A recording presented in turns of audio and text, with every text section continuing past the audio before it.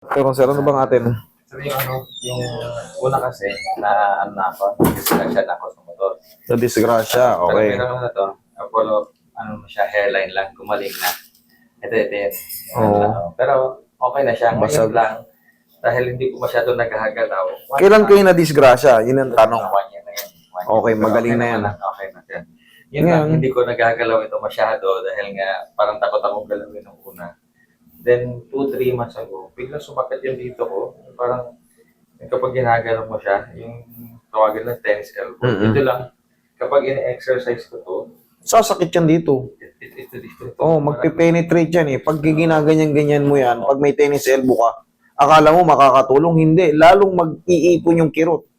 Pero pag napahinga mo na ngayon, okay. Pero pag once na Nagkaroon ako. Bumabalik na. So, medyo, hindi bumabalik, kumikirot kasi wala sa timing yung tinatawag nating, ito nga, elbow, tennis elbow. Pag binindot ko, medyo, sakit yan. Sige. Pero madali lang tong tennis elbow na to. Yan lang yun. Tapos,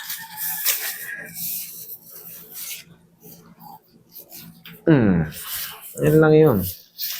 Dito, Roy, pinging mahiwagang pau natin. Kasi ano din, yung sa likod ko, yung sa lower back ko. Kasi nagmamaneho din ako. Parang pag matagal akong nakatayo na, pag upo ko yung sumasakit naman dito.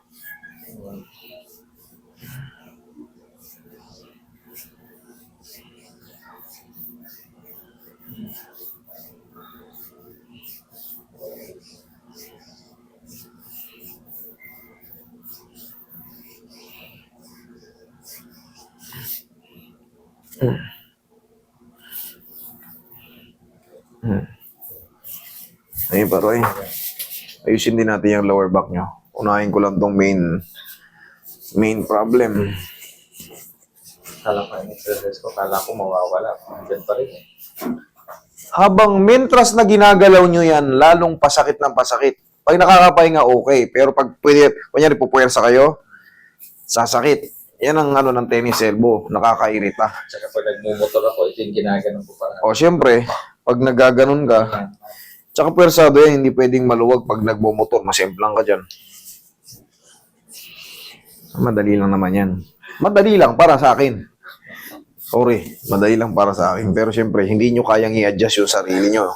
Kahit ako, kung may tennis elbow ko, hindi ko alam kung paano ko ayusin. Pero ang gagawin ko, tuturuan ko si Roy kung paano hawakan. Turuan ko si Roy kung paano hawakan, paano pitikin.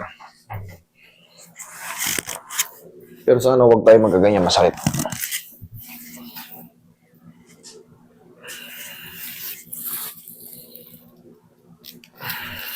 Higa kang patagilid. Kubalin niyo po muna yung shoes niyo.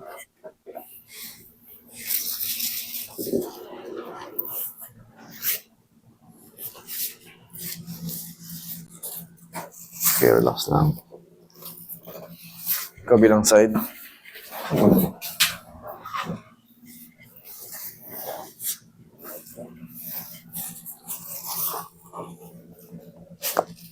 Oh, sarap. Dapa. Para sa mga tightness na mga lower back.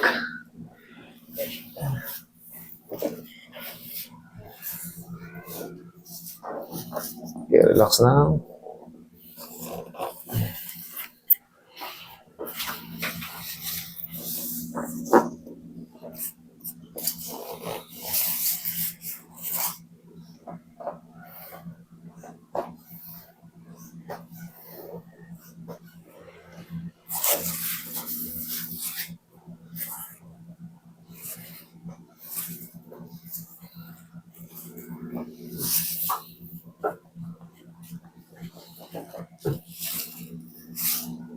Uy.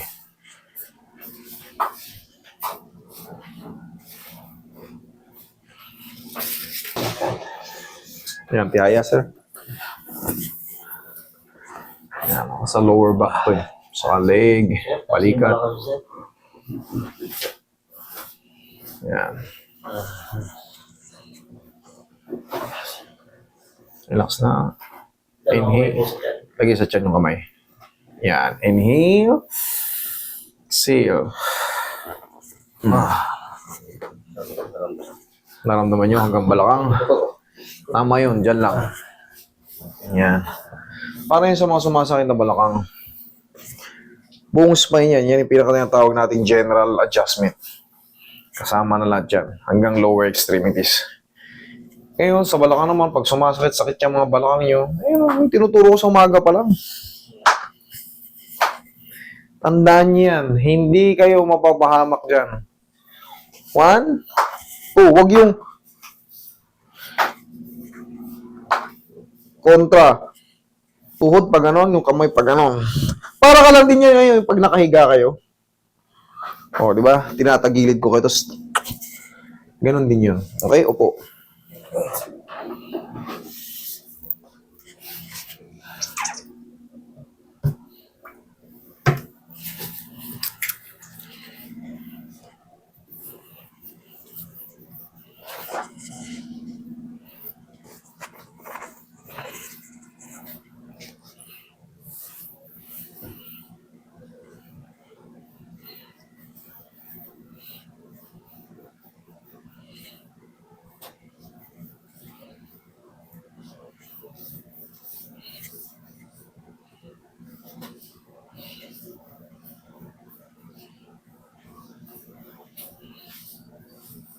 Siyempre, babalik pa rin itong yung tennis. Wala na yan.